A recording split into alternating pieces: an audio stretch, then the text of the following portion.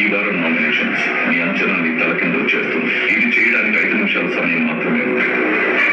మీరు నామినేట్ చేయాలనుకున్న ఒకరిని బలమైన మీ కారణాలతో నామినేట్ చేసి అక్కడ ఉన్న షవర్ కింద నిలబెట్టండి. బిగ్ బాస్, నా నామినేషన్ భరణి అన్న.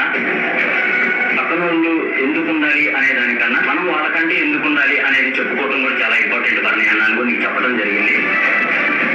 మీ గురించి మీరు మాట్లాడకుండా, మీ గురించి మీరు స్టాండ్ అవుట్ తీసుకోకుండా ఎక్కడో వెనకాడుతున్నారేమో అని నాకు అనిపిస్తుంది.